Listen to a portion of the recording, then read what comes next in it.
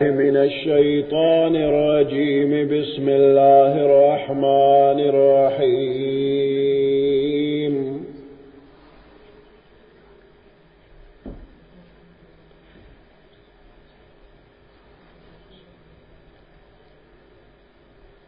يا أيها الناس اعبدوا ربكم الذي خلقكم والذين من قبلكم لعلكم تتقون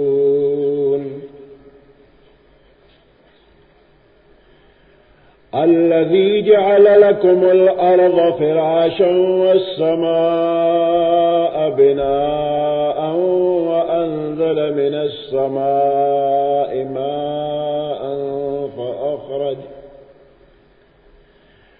فأخرج به من الثمرات رزقا لكم فلا تجعلوا لله أندادا وأنتم تعلمون صدق الله العظيم.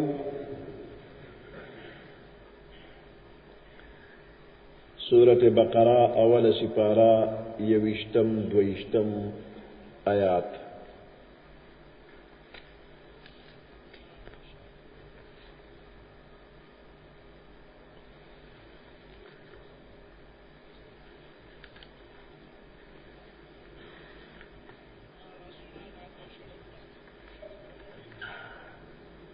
سورة بقرے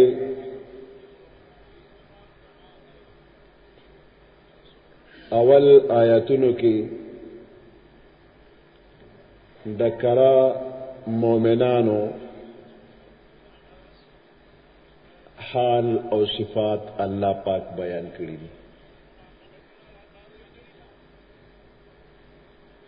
ورپسے پدوو آیاتونو کی د سوچا کافرانو حال اللہ پاک بیان کر.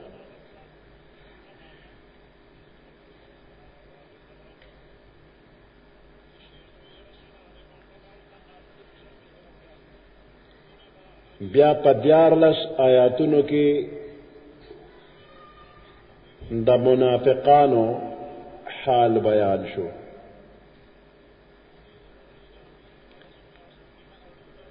دین پس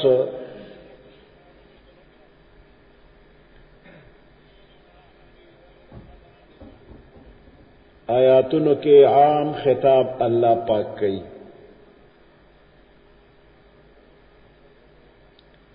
دا ہدایت قبل ولو او نہ قبل ولو پا معیار باندے دا انسانانو درے ڈلے جوڑی شوی دی.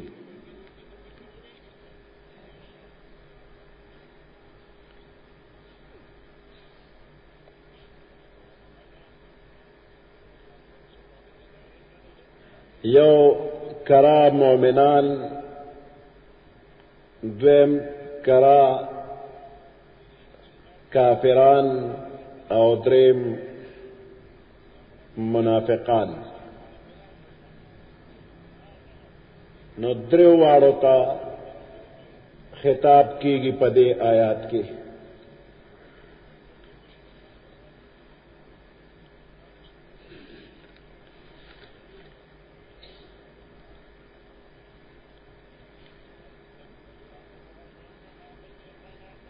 اللہ پاک دے آیاتونو کی دا توتیہ او تمہید په شکل کی خطاب کئی. اول دا مخلصینو مومنانو، دویم دا خالص کافرانو، او دریم دا منافقانو. نو دے دریوانو ڈلو تا خطاب کیگی دے دا پارا چی دا اللہ عبادت کوئے، دا پیغمبر علیہ السلام طاعت تابعداری کوئے. دا دعوت ورکلی شو.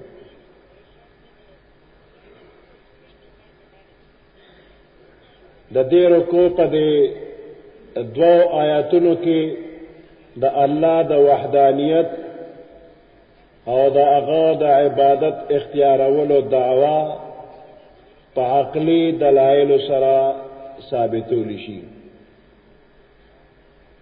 بیا د محمد رسول الله صلی الله علیه وسلم د رسالت اثبات ته او د پیغمبر علیه السلام د رسالت د ټولو نه لویه معجزه قرآن مجید باندې د کافرانو د طرف نه د شبهاتو جواب دی.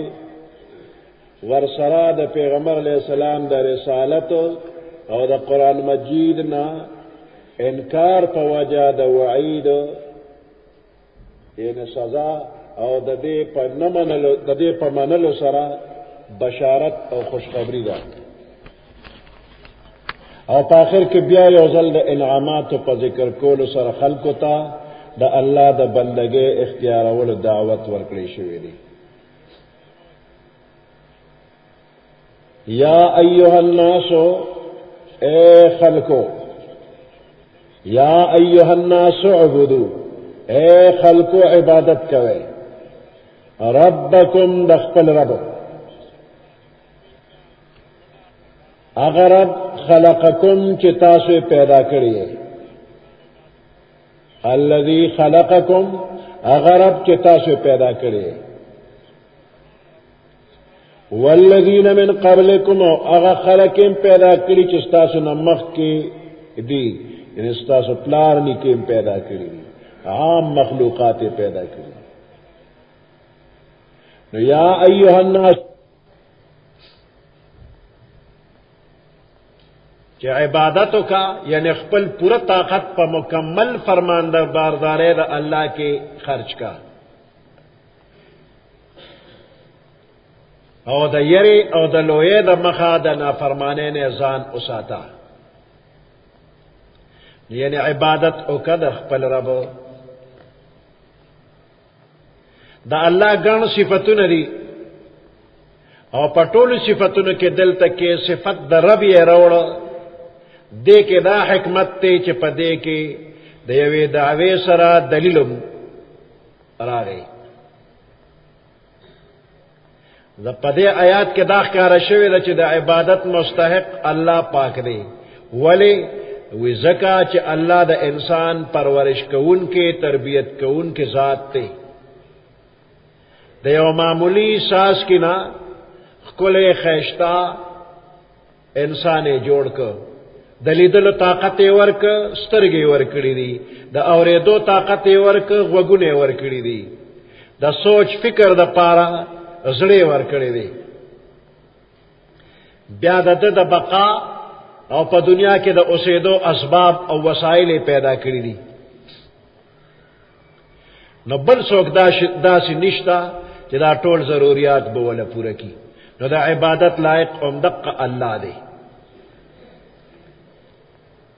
اوس درې ډلې د انسانانو دي، نو هر یو ډلې ته په دې کې ځان له طریقه باندې خطاب دی.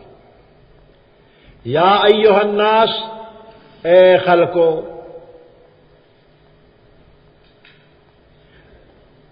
نو کافرانو ته د دې جملې د خطاب معنی دا شو چې اے کافرانو انسانانو، اعبدوا ربکم، د خپل رب عبادتو کې مخلوق پرستی پرېږدئ، توحید اختیار کې. یا ایها الناس اعبدوا ربکم، اے کافرانو خلقو، د یو الله عبادتو کې د غیر الله عبادت پرېږدئ، مخلوق پرستی پرېږدئ، د مخلوق پروا مه کوه، توحید اختیار کې.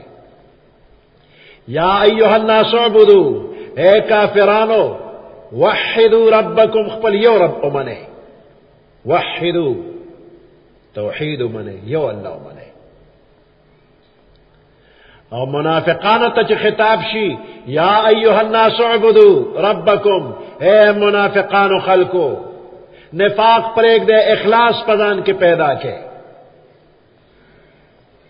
منافقان مه جوړېږئ، مذبذب مه جوړېږه چې نہ ادھر کے رہے اور نہ ادھر کے رہے. اس بند نہ جوڑ شي، نہ بد دین شي اور نہ بد سادین شي. اخلاص پدان کے پیدا کا، منافقانہ طرز دے پریگدا. او عام ګناهګارانو مسلمانانو ته چې خطاب شي نو بیا یا ایها الناس اعبدوا ربکم، اے ګناهګارو مسلمانانو د ګناه کار پرېږدئ، کامل طاعت تابعداري د الله اختیار کې. او چې کوم متقیان بندیان دي نو هغوی ته د خطاب معنی دا شو یا ایها الناس اتقوا ربکم، اے کامل متقیانو مسلمانانو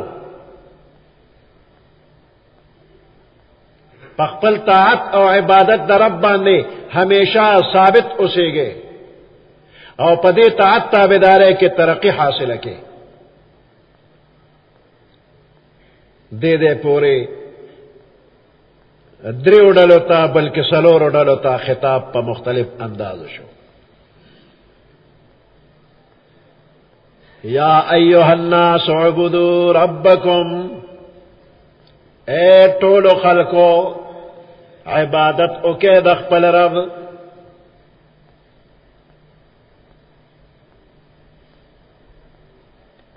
الذي خلقکم، اغا اللہ چه تاسو پیدا کړی، والذین من قبلکم، او اغا خلق پیدا کړی چې تاسو نه مخکې دي.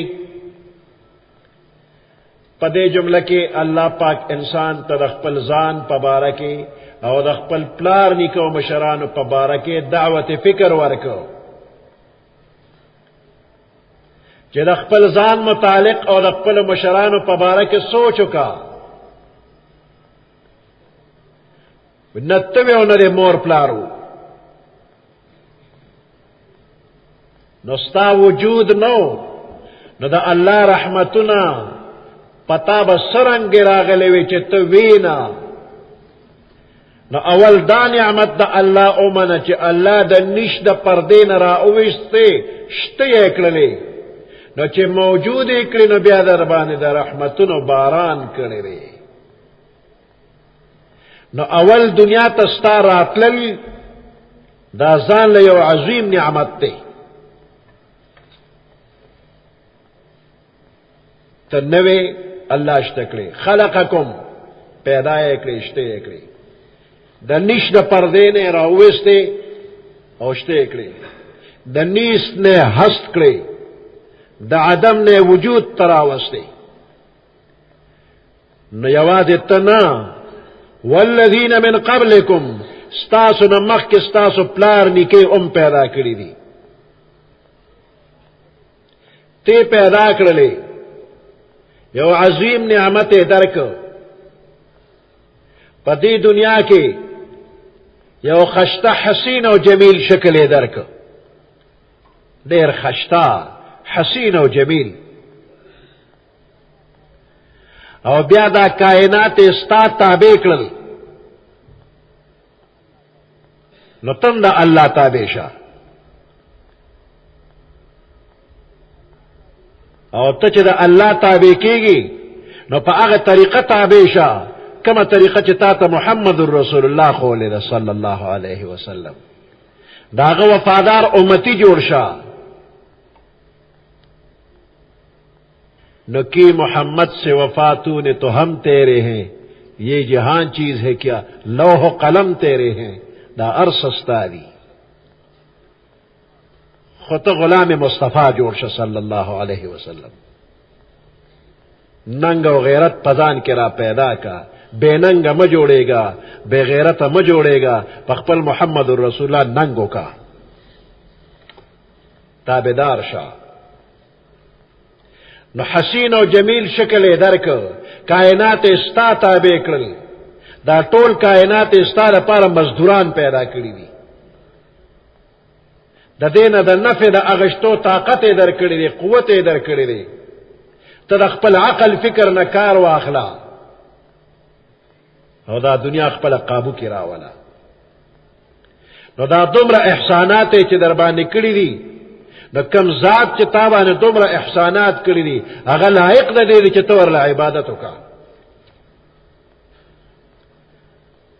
دا هغه په مخ کې عاجزي اختیار کا، تذلل اختیار کا، او دا هغه د یری او د عظمت د خاطره دا هغه هیڅ قسمه مخالفت او نافرمانی مکوا. دلتا اللہ فرمائی خلقکم تاسو پیدا کری والذین من قبلکم وغا خلقیم پیدا کری چس تاسو نمخ کری والذین من بعدکم ندی ویلی من بعدکم دے ندی ویلی وی پدے کہ یو اشارہ را چہ دا امت اخیری امت تے دے نپس بل امت نہ پیدا کی گی ختم نبوت تپک اشارہ را چہ بس نبوت ختم شو او دا اخیری امت تے دا دے امت نرستو ببل امت نہ پیدا کی گی نزکا من بعدکم اونوے من قبلکم ویلی دی تر قیامت پوری نور امتون نرازی لعلکم تتقون شاید چہ تاسو بچے یعنی دا اللہ دا بندگے اختیار ولنا پس دا مخالفت دا اللہ نہ بچے زانو ساتے نو امید دی چہ تاسو بدا جہنم نا پا آخرت کے او دا گناہونو نا فرمانو نا پا دنیا کے بچے لعلکم تتقون شاید چہ تاسو بچے یعنی دا اللہ بندگی اختیار کے دا اللہ دا مخالفت و نافرمانے نہ زانو ساتے نو امید دی چہ تاسو بدا جہنم دا عذاب نہ آخرت کے بچے دا گناہونو نافرمانو نہ پا دنیا کے بچے لعل مانا شاید امید کی نیشی خو شہنشاہانہ کلام کی چہ دا کم سیز پبارہ کے دا امید کلمہ راشی دا شاید کلمہ راشی دا شاہانو پا کلام کی نو دا اغینا مراد یقینی طور بانے دا اغی کار کے دل وی نو دا اللہ پا کلام کے ہم دا دے کلمے معنی و مطلب تحقق دے یقینی والے دے یہ بے شک تب متقی شی خو عبادت دا اللہ کا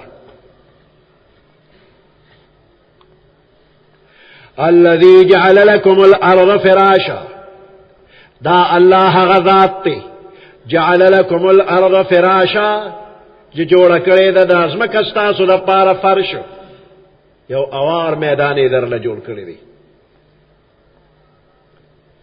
اللہ غذات تے چکر زولے دا استاسو دا پارا ازمک فرش والسماء بناء او اسمانی در لچت جوڑ کرے دی مخ کے آیات کے دا اغی انعاماتو بیان اوشو کہ دا انسان دا ذات سر تعلق ساتی اور دی آیات کے دا اغی انعاماتو بیان دے کہ دا انسان گیر چا پیرا مخ کے رستو سجنو سر تعلق ساتی روان دے آیات کے پا عقیدی دا توحید باندے انفسی دلائل لی کہ دا انسان دا نفس سر تعلق دے اور پدی آیات کے آفاقی دلائل سرا آفاق دا دنیا اطراف گیر چا پیرا نو دے آفاقی دلائلو کے دا طولو نمخ کے دزمہ کے پیدائش ذکر دے الذي جعل لكم الارض فراشا اللہ غذات تی چی گرزولی دستاسو دا پارزمہ کا فرش در لجوڑ کردے دے نخو دا اوبو پشانتے نرم دا چی ڈوبے گی پکی او نہ لکه د کانی د اوسپنې سخت را چې د خپل ضرورت د پاره کنولم نشي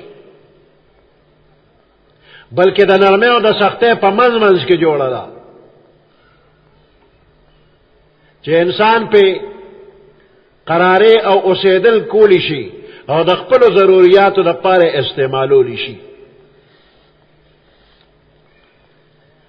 د ازمکا اواره تختره فرش دی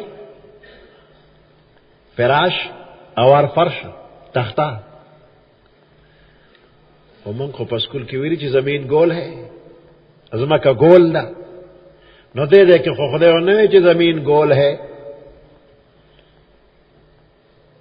او پسکول کی سینس والا ہوئی چی ازما کا گول دا او گلوب امراتا پسکول کی اخی ہوئی ازما کا دقا سے غنڈس کے دے دے قرآن کے اللہ ہوئی اوارا تختہ دا او سکول کی راتا غنڈس کے خولی ہوئی غنڈس کے دے گلوب دے کرنا کرے ارض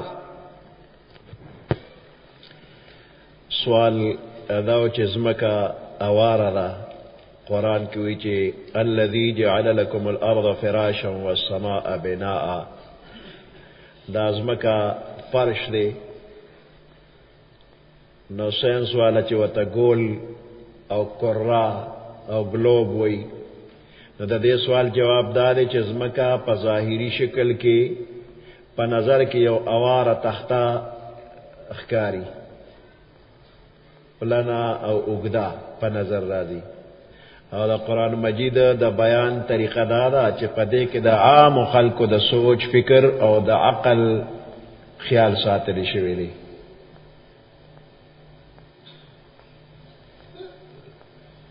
دا سے بیان کیږي چې پاغه باندې هر عالم او امی د خار اوسیدونکو د باندې اوسیدونکو ټول پیږي. او دا بیان د حقیقت او د واقع مخالف هم نه دی. نظمکا په هر شکل چې وی خو په ظاهری نظر کې د عام خلکو په نظر کې غوړېدلې پلنا اوږدا پراته ده. لہذا قرآن شریف د دې لپاره هغه لفظ استعمال کړي چې پاغه کې د عام خلکو خیال او لحاظ ساتل شوی دی او عام خلق په آسان باندې پويږي. اوس که قرآن ویلي چې زمین گول ہے نو بیا به د عوامو چې دا څنګه گول لا نو اسی یو پیچیده مسله جوړېدا او فایده پکې نه و. نو د عام خلکو په نظر چې څنګه اواره ښکاري نو خدای وی اواره تختره. الذي جعل لكم الارض فراشا، اللہ غزات تے چزمکے گرزولی دستاسو دا پارا فراش فرش، والسماء بناء اسمان استاسو دا پارا چت گرزولی دی. نو دا دویم دلیل دا اللہ پاک پا توحید باندے پا دے آیات کی دی چہ دا اسمان پیدا کری دی. نو اسمان تے چت ویلی دی. نو دا قرآن دا آیاتوننا دا پیغمبر علیہ السلام دا احادیثنا دا اسمان وجود ثابت تے. اسمانو نشتا او و اسمانو ندی. قرآنی آیاتنا او احادیث دا پیغمبر علیہ السلام پا دے دلیل لے چی و اسمانو ندی. وَأَنزَلَ مِنَ السَّمَاءِ مَاءً، اللہ نازل کری دی من السماء دا اسمان دا طرف ماءً ابا، فأخرج به من الثمرات رزقا لكم، پس را استلی دی به پدے ابو باندے من الثمرات میوجات رزقا لكم روز استاسو دا پارا. دا پنزم دلیل پدے دعوی باندے کہ عبادت دا یو اللہ کا. اللہ دا اسمان دا طرفنا اوبا نازلی، بیا پدے اوبو باندے قسمہ قسم میوے غلے گیاگانی رائستل چاگہ دا انسانان و دا حیوانات و دا پار روزی و گیا. نو دا انتظام دا باران پا ذریعہ باندے دا صرف اغزاد کئی چاگہ یو دے او کامل قدرت والا دے، ہم دا قضات دا عبادت لائق دے، دا غزات ستاسو پرورش کئی. نو کم ذات چی دا دمرا لوی نظام دا انسان دا تربیت و پرورش چلی او دا انسان دا روزے اسباب پیدا کئی او دے انسان تا پا دنیا کے دا جند دا لذتن و دا مزو لطف او مزور کئی. نو ہم دا قضات دا عبادت لائق رے.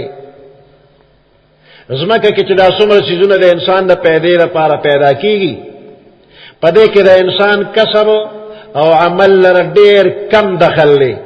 انسان سو کی ازمکہ واڑی گوڑ چاری پکیو کی تخم پکیواچی، اس دا تخم پدے ازمکہ کی محفوظ ساتل دا زمیدار کار دے کدا دا اللہ. بیا پدے ازمکہ کی دا زرغونے قوت پیدا کول دا اللہ کار دے. دا دے تخم نا جرڑ او تیغ راوتل دا اللہ کار دے. بیا دا تیغا برا چرا او خطلا دا مضبوطول و پدے کے میوہ پیدا کول دا اللہ کار دے. دے کے دا بلچا سکار نشتا، دا خالص دا اللہ پا قدرت باندې کیگی. نو چے انسان دا دی فطری و طبعی تقاضو پورا کول اللہ کئی. نو انسانا دے خپل عقل نکار والا فلا تجعلوا للہ اندادا پس مگر زوی تاسو دا اللہ سر شریکان وانتم تعلمون و تاسو پوئگے حال دا دے چی تاسو پدے بانے پوئگے تی دا ټول تصرفات بغیر دا اللہ نہ بل سوک نشی کولی. نو خلاصہ دا شوا چی پدے آیاتونو کی دا اغا سیز دعوت ورکلی شوی دی چی اغا دا ټولو اسمانی کتابونو او دا تمام پیغمبرانو درا لے گلو اصل مقصد دے یعنی صرف دا یو اللہ عبادت او بندگی کوا او دیتا توحید وی عقیدہ دا توحید اولرا. سبحان ربك رب العزة عما يصفون وسلام على المرسلين والحمد لله رب العالمين. اللهم ربنا آتنا في الدنيا حسنة وفي الآخرة حسنة وقنا عذاب النار وأدخلنا الجنة مع الأبرار يا عزيز يا غفار برحمتك يا أرحم الراحمين.